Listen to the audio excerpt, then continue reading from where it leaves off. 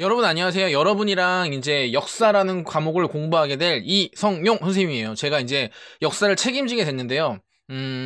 우선 첫 시간이니까 뭐 간단히 얘기해 보자면 역사라는 과목은 사실 되게 호불호가 많이 갈리는 과목이에요. 어떤 친구는 막 뭐 1940년대 막 누구의 둘째 아들 막 이런 이름까지 다 아는 반면에 어떤 친구들은 되게 역사라는 것 자체에 그냥 막연한 두려움이 있어요. 그냥 나는 역사를 잘 못해. 뭐 이렇게. 하지만 그 학생들이 이제 공부하는 방법을 보면 문제가 있거든요. 그냥 무조건 외우려고 해요. 그냥 뭐 비변사의 기능, 정치제도 개편, 군사제도 개편 이렇게 외우는 거는 역사가 아니에요. 잘 생각해 보세요.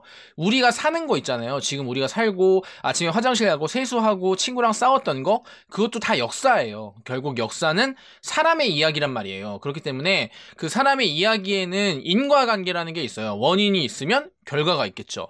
결국 이런 이야기이기 때문에 이런 이야기를 이해하면 분명히 내용이 쉬워요. 그런데 그런 과정을 생략하고 그냥 달달달달 외우려고 하니까 이제 문제가 되는 거거든요. 그래서 제 이제 뭐 제자들도 보면 되게 열심히 외워요. 그래서 다 외운 다음에 선생님 다 외웠어요. 이래 하면 그게 무슨 내용이야?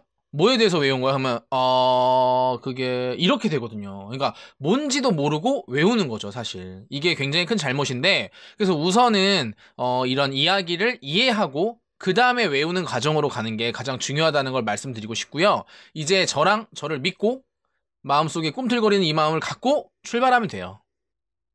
그러면 학습 목표 한번 살펴볼까요? 첫 번째 학습 목표는 뭐냐면 통치체제와 조세제도의 개편인데 이전에 조선시대에 전쟁이 되게 많았어요. 그 혼란한 상황을 수습하기 위해서 옛날 제도를 그대로 쓸 수가 없겠죠, 당연히. 그래서 바꿨거든요. 그것에 관한 내용이고요.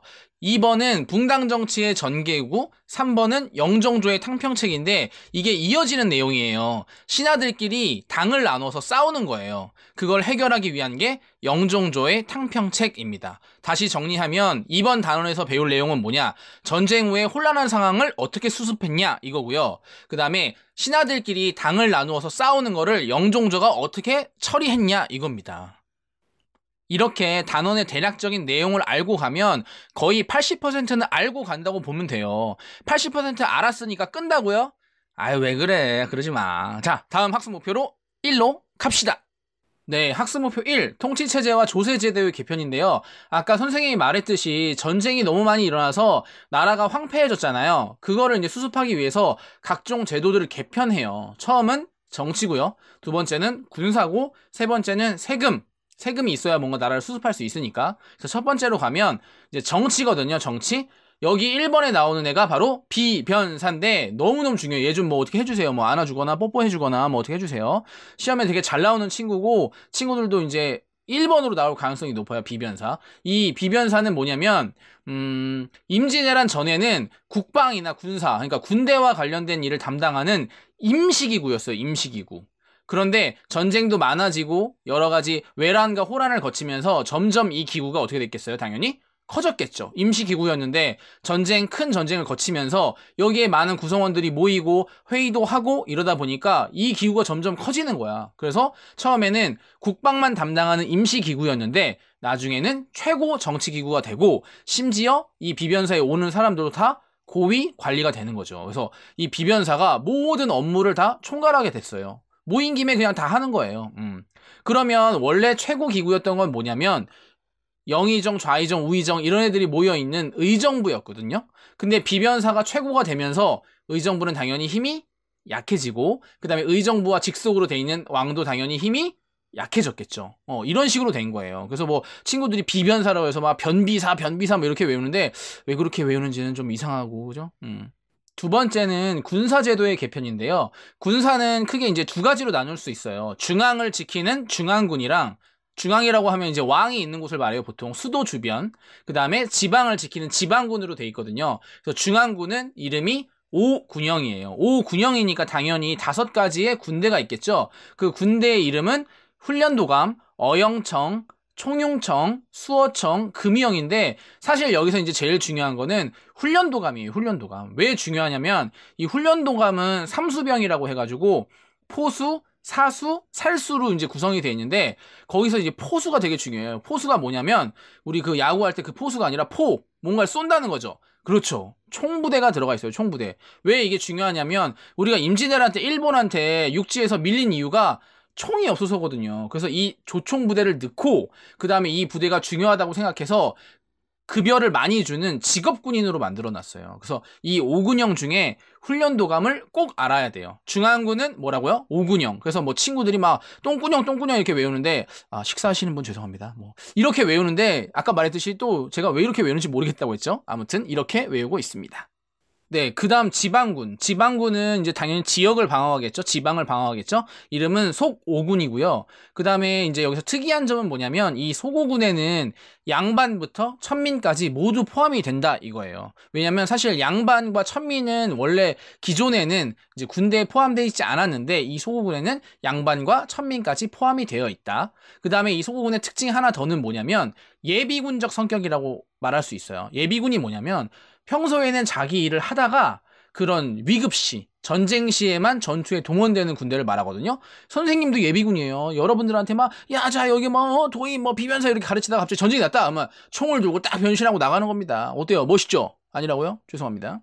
아무튼 이렇게 나가는 멋있는 군대를 예비군이라고 하는데, 이 속오군이 바로 예비군적 성격을 가지고 있는 거예요. 친구들이 뭐 소갓군 이렇게 또 외웁니다. 왜 그렇게 외우는지 또 모르겠다고 했죠. 똥군형, 소갓군, 중앙군은 오군형, 지방군은 속오군 이렇게 외우고 있어요. 이제 마지막 이제 조세제도의 개편인데요. 이제 나라가 전쟁으로 인해서 너무 황폐해지다 보니까 뭐 세금은커녕 먹을 것도 없는 거예요. 그러다 보니까 이제 국가의 큰 방향은 그나마 있는 사람에게 좀 걷고 그다음에 서민들은 최소한의 방식으로 세금만 내게 하자라는 방향이었는데 뭐 이렇게 됐으면 좋겠지만 뭐 끝에는 잘 안 됐죠. 어쨌든 그때의 국민이면은 세 가지를 꼭 내야 됐어요. 뭐냐면 토지를 가지고 있으면 토지세를 내야 됐고요. 그 다음에 왕이 먹는 특산물을 내야 됐어요. 우리 고을의 특산물. 그 다음에 세 번째는 군대 가든 대신에 돈을 내야 됐어요. 그걸 군역이라고 하거든요. 이 법을 다 바꿨습니다. 첫 번째, 토지세는 어떻게 했냐면 영정법이라는 걸 바꿨어요. 영정.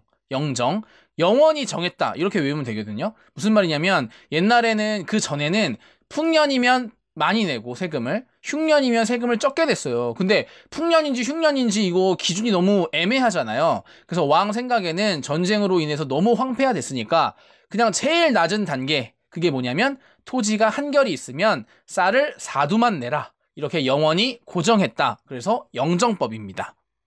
두 번째는 이제 특산물에 관련된 법인데요. 아니 자기가 먹을 거 자기가 사지 왜 이렇게 애들을 괴롭히는지요, 그죠?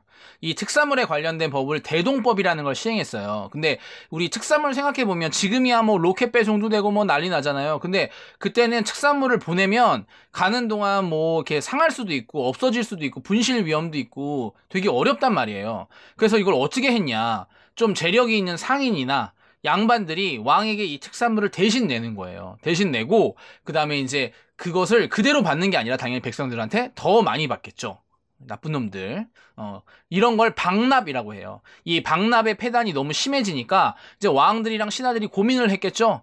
아니 이런 일들이 있는데 백성들을 위해서 뭘 해야 될까? 그러다가 이제 시행한 게 대동법이라는 거예요. 이 대동법은 뭐냐면 이제 그러면 특산물을 내지 말고 어디 고을에나 있는 쌀이나 옷감, 동전 이런 거 주로 이제 쌀이었겠죠. 왜냐면 우리 주식이 쌀이기 때문에 어디에 살든 간에 쌀은 있었을 거란 말이에요. 그래서 쌀을 걷는 거를 대동법이라고 합니다. 근데 여기서 이제 중요한 거는 뭐냐면 이 대동법에서 쌀을 걷는 기준이 토지를 가진 사람이에요. 쉽게 말하면 토지가 많으면 쌀을 많이 내야 되겠죠.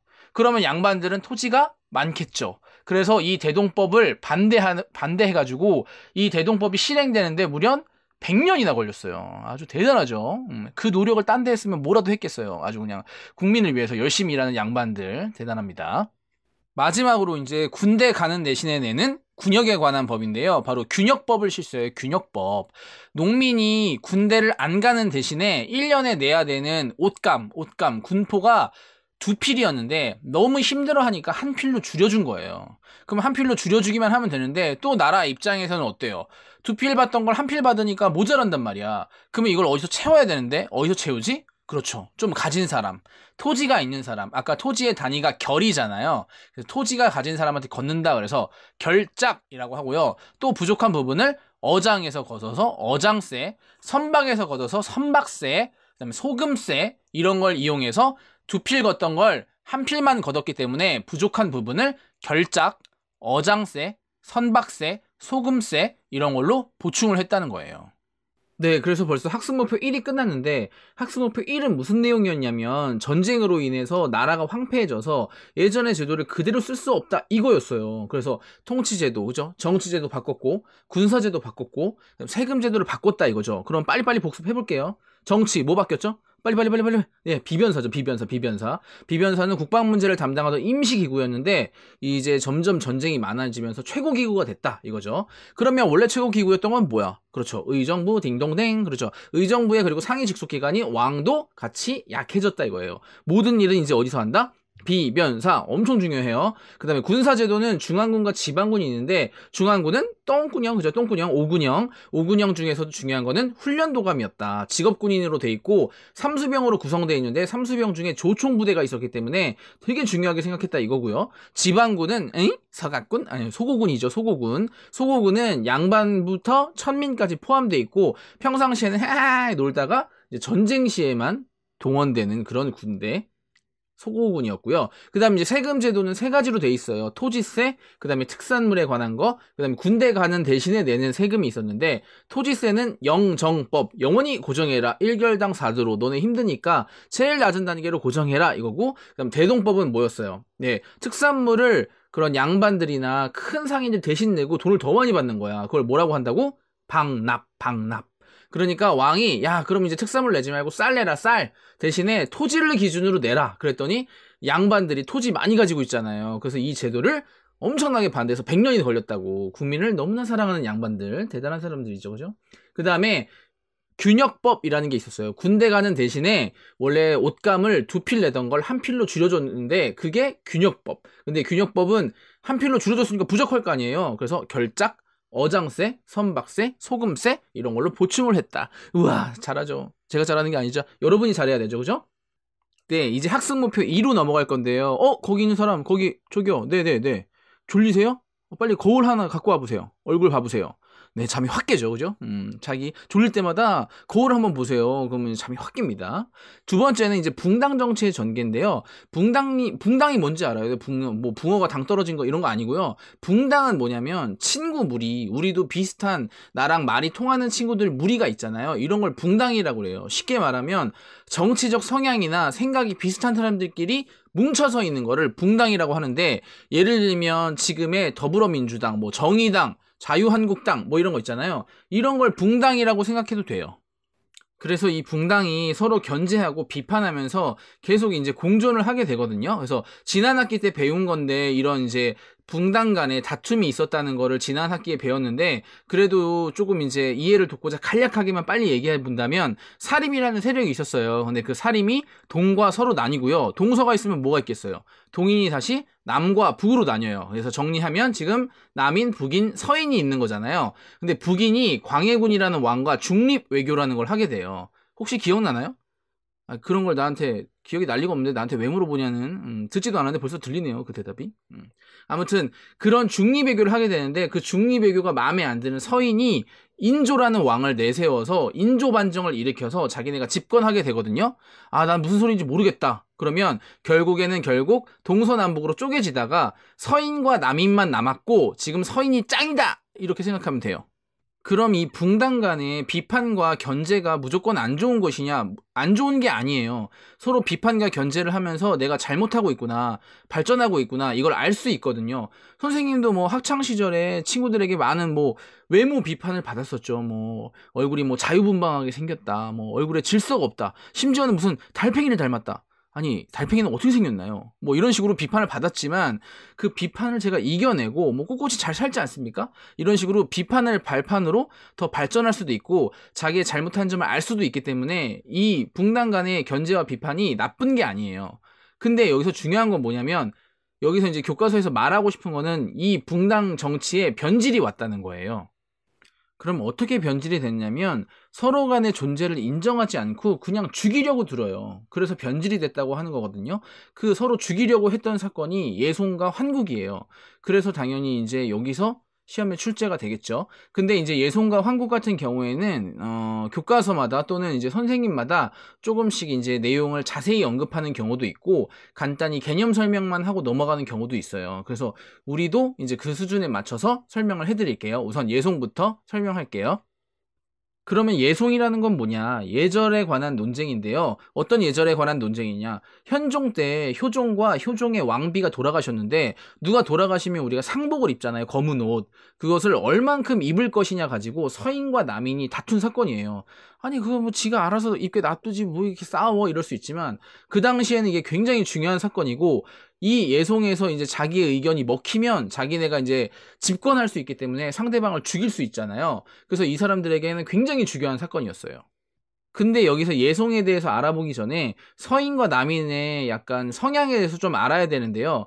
여러분들이 이해하기 쉽게 서인이 꼭 그렇다는 건 아니고 여러분들이 구분하기 쉽게 설명하자면 서인이 약간 더 원칙적이고 답답하고 약간 고지식하고 그런 느낌이라고 생각하면 돼요. 그렇게 생각하고 이제 해보면 효종은 우선 첫째 아들이 아니에요.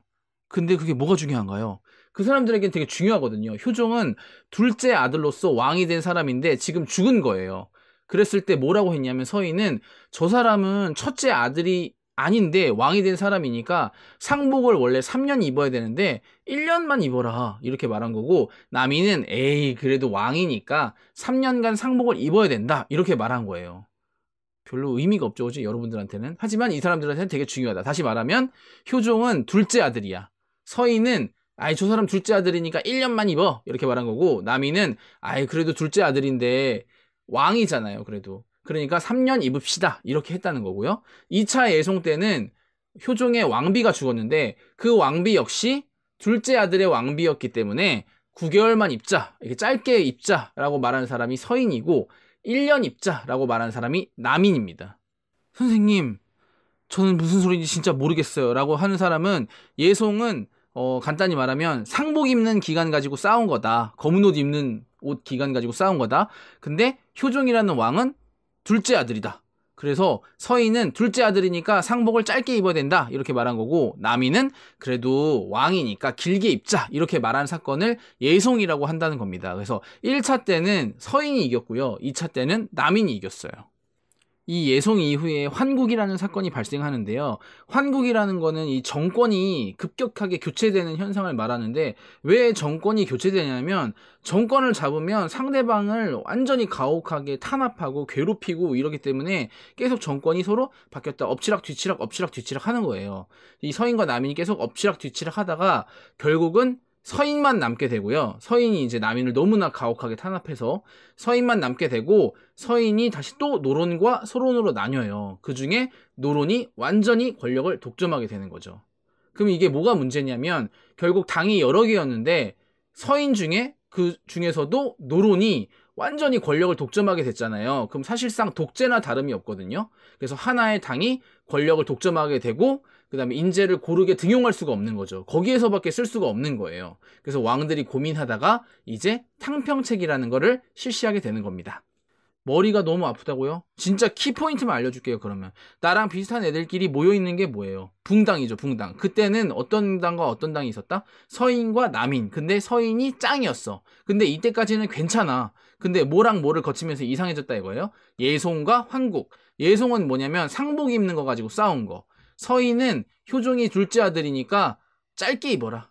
남인은 길게 입어라. 이거 가지고 싸운 거죠. 환국은 정권이 자꾸 엎치락 뒤치락 하는 거야. 왜냐면 서로를 죽이고 싶어 하니까. 그러다가 결국 서인만 남게 되고 서인 중에서도 노론만 남게 된 거죠.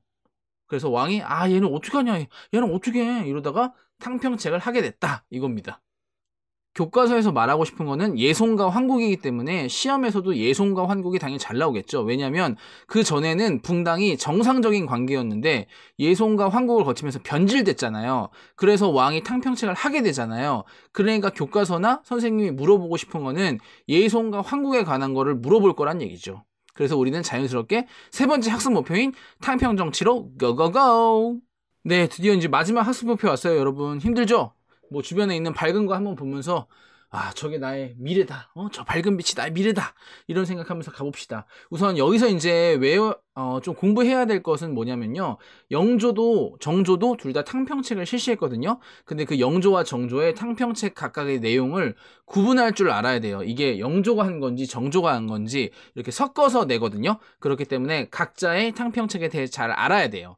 그리고 이제 이해하기 쉬우려면 나중에 시간이 날 때 인터넷에 탕평채라는 음식을 한번 검색해 보세요. 그러면 약간 어떤 느낌이냐면 여러 가지 음식을 넣고 이렇게 섞어서 먹는 느낌이거든요. 무슨 말이냐면 지금 하나의 정당이 독점하고 있잖아요. 그러니까 왕이 이게 싫은 거예요. 신하들을 골고루 쓰고 붕당 간에 이렇게 대립하고 싸우는 것을 좀 완화시키고 대신에 자기의 왕권은 좀 세게 하고 싶은 그런 이제 생각을 담은 것이 탕평책이다 이거죠. 우선 영조의 탕평책부터 보면요. 영조의 목적은 붕당끼리 이제 덜 싸우게 하는 것과 왕권을 강화하게 하는 거였고요. 그렇기 때문에 덜 싸우게 하려면 각 붕당의 인물을 고르게 등용했고요.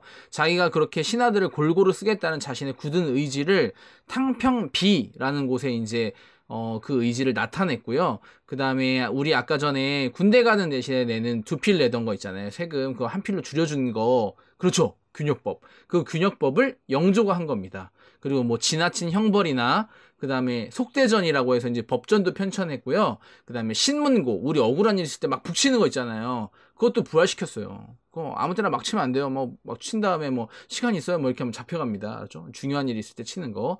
이런 식으로 영조는 탕평책을 실시했고요. 이제 더 한 가지 말하자면 이조전랑이라는 관직의 권한을 약화했는데요. 이 이조전랑이 어떤 애들이냐면은 3사의 관리와 그 다음에 3사의 관리를 임명할 수 있고요. 그 다음에 자신의 후임자를 추천할 수 있어요. 이게 무슨 말이냐면 관리를 내가 꽂을 수도 있고 그 다음에 내가 이 관직에서 물러날 때 내 후배를 추천할 수도 있는 거예요. 그러면 이게 뭐가 문제냐면 라인이 생깁니다. 내 후배 이렇게 덩어리가 생기죠. 얘네가 또 붕당이 되는 거예요. 이걸 왕이 알고 얘한테 이런 권한을 주면 또 붕당을 만들겠구나 해서 그런 권리를 다 뺏어버린 거예요. 이게 바로 영조의 탕평책. 다시 정리하면 인물들을 고르게 등용한다. 그 의지를 탕평비에 넣었다. 이조전랑 권한이 너 너무 많아. 권한 뺏어버렸다. 그 다음에 아까 2필 내던 거 1필로 줄여준 거 균역법. 그 다음에 억울한 일 있을 때 북치는 거 신문고를 부활시키고 법전인 속대전을 편찬했다. 마지막으로 이제 정조의 탕평책인데요. 정조 앞에는 사도세자라는 사람이 있었는데 당연히 아버지겠죠. 이 사도세자는 영조가 원치 않던 세력과 이제 어울리게 되면서 죽임을 당하게 돼요. 그래서 이제 정조 같은 경우에는 그 죽음을 알게 되었기 때문에 아무래도 자기의 왕권 강화 정책이랑 이런 거랑 병행해서 이제 실시하게 되는데요. 우선 정조도 당연히 탕평책을 했겠죠. 근데 이 탕평책을 할 때 붕당, 어떤 정당에 들어갔냐와 상관없이 능력만 있으면 우선 등용을 했어요. 그리고 아까 자기 왕권 강화를 위한 정책을 한다고 했잖아요. 그 왕권 강화와 관련된 정책이 이렇게 3세트가 있어요. 잘 나오는. 규장각, 장용영, 화성 이 세 가지가 있는데요. 규장각부터. 규장각은 뭐냐면 국왕이 뭔가 결정할 때 자문, 물어볼 수 있는 기구예요. 야, 짜장면 먹을까? 뭐 이렇게 물어볼 수 있는 기구. 그걸 규장각이라고 하고요. 그 다음에 혹시나 위협이나 폭력을 당할 수도 있잖아요, 왕이. 그래서 왕의 주변에는 늘 친위 부대인 장용영이라는 게 있었고요. 그 다음에 자기가 원하는 정치를 하기 위해서는 이곳에 머물기보다는 좀 더 새로운 지역에 가서 정치개혁의 중심지가 있어야겠다. 이런 생각을 해서 수원에다 화성을 건설했어요.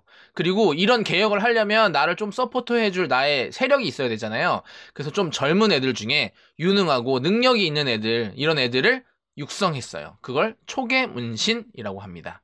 그리고 또 여기서 더불어서 이제 약간 그 당시에는 충격적인 사건이 있었는데 첩의 자식이라고 해서 서얼이라는 사람들이 있었어요.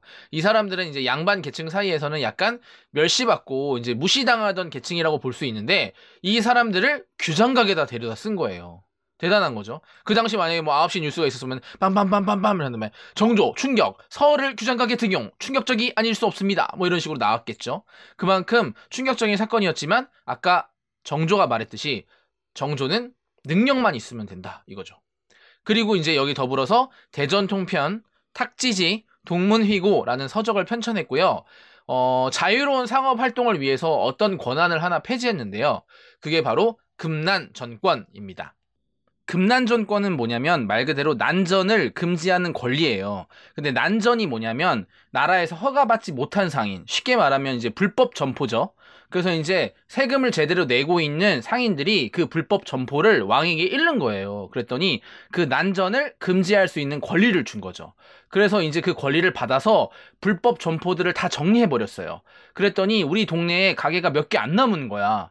그래서 내가 이거 물건값 좀 올려도 되겠는데 이래서 물건값을 막 올렸죠. 그래서 이게 문제가 돼서 다시 왕이 그 권한을 폐지했다 이 말이에요. 좀 어렵나요? 쉽게 말하면 여러분들이 빵집을 냈어. 근데 그 빵집 앞에 불법 점포가 100개가 있는 거야. 그것 때문에 장사가 하나도 안 돼. 대통령한테 일렀어. 그랬더니 걔네를 잡을 수 있는 권리를 줘서 내가 불법 점포를 다 부셔버렸어. 우리 동네에 빵집이 나밖에 없네? 빵값 하나에 10만 원 이렇게 올려야지. 그래서 대통령한테 혼났다 이 말입니다. 정조의 탕평책 해봤는데요. 정조의 탕평책 내용 빠르게 봐보면 붕당에 관계없이 능력 있는 사람을 등용했다. 그 다음에 나의 왕권 강화를 위한 3세트 뭐였죠? 규장각, 장용영, 화성. 규장각, 자문기구, 장용영, 나의 친위부대, 화성, 나의 새로운 중심지. 그 다음에 젊은 애들을 육성했다. 초계, 문신. 그 다음에 불법 점포를 단속할 수 있는 권리를 폐지했다. 금난전권 폐지. 그 다음에 첩의 자식의 서어를 규장각에 등용했다는 거. 대전통편 탁지지 같은 문서들을 편찬했다는 거. 이렇게까지 알 수 있고요. 그 다음에 영조와 정조의 이 탕평책의 의의는 뭐냐면 어쨌든 간에 왕권을 어느 정도 강화했고 이 붕당 간의 대립을 어느 정도는 완화했다. 이게 의의인데 한계는 뭐냐면 이 강력한 힘으로 얘네들을 그냥 눌러놓은 것 뿐이에요. 이게 무슨 말이냐면 나랑 내 친구랑 막 싸웠어. 이렇게 싸웠어. 그랬더니 무서운 선생님이 와서 이 자식들아 뭐야 마 이렇게 한 거예요. 그래서 우리 둘이 쫄아가지고 가만히 있었어요. 근데 선생님이 갔더니 다시 또 싸우죠. 무슨 말이냐면 우리 둘이 왜 싸웠는지 근본적인 원인을 해결해 줘야 되는데 그냥 강력한 왕의 힘으로 눌러놓고만 있었던 거예요. 그러다 보니까 강력한 왕이 없거나 좀 지능이 부족한 왕이 되면 다시 이 신하들의 문제가 터지는 거죠. 그래서 결국은 정조가 죽고 나서 다시 문제가 터져요. 이것이 탕평책의 한계다 이거입니다. 네, 목소리 선생님 왜 이래요? 네, 드디어 우리가 지금 한 단원을 끝냈고요. 선생님이 다시 한번 쭉 훑어줄게요. 너무너무 훑어가지고 이거 뭐 달아 없어지겠어요, 지금. 크게 이제 스토리는 3개였어요. 뭐였냐면 통치체제를 바뀌었다는 거, 정치, 군사, 세금제도를 바꿨다는 거, 그 다음에 신하들끼리 다퉈. 그래서 그 다투는 것을 해결하기 위해서 영종조가 탕평책을 했다는 거죠. 키 단어만 얘기해보면 정치에서는 비변사, 임시기구였는데 최고기구가 됐다는 거, 군사에서는 중앙군, 오군영, 그 다음에 지방군, 소고군, 오군영 중에서는 훈련도감이 중요하다. 각 세금제도는 영정법, 대동법, 균역법으로 바꿨다는 거. 그 다음에 붕당들끼리 잘 지내다가 갑자기 변질되기 시작한 거는 상복 입는 거 가지고 싸운 예송과 그 다음에 서로 죽이고 살리고 했던 환국이다. 아 이거 어떻게 해결해요? 그랬더니 탕평책을 하면 된대. 신하들을 골고루 등용하는 영조와 정조의 탕평책. 그래서 영조와 정조가 어떤 정치를 했는지 했던 정책들을 구분할 줄 알면 된다. 근데 이 탕평책은 한계가 있어. 뭐냐? 그냥 힘으로 누른 거야. 엠마 자식들아 엠마 조용히 안 해! 이렇게 한 거죠. 그래서 이 왕이나 유능한 왕이 없어지면 다시 신하들 간의 다툼이 생긴다는 게 단점이었다. 선생님 오늘 수업했는데 어때요? 쉽지 않나요? 오늘 너무너무 수고했고 이렇게 선생님처럼 달달달달 외우기보다는 이 단원에 무슨 내용이 있었는지 이렇게 혼자 이야기하듯이 스토리를 짜고 그 다음에 이제 이해가 가면 그 안에 있는 이제 세부 분야를 조금 외워놓으면 이제 완벽한 역사 마라마라 마스터가 되는 거예요, 여러분. 그러니까 처음부터 막 달달달달 외우지 마시라고요. 다음 시간에는 이제 추가해서 조선 후기에 어떤 경제적, 정치적 변화가 있었는지에 대해서 더 배울 거고요. 다음 시간이 될 때까지 제발 기억상실증에 걸리지 않기를 선생님이 기도할게요. 다음 시간에 또 만나요. 안녕!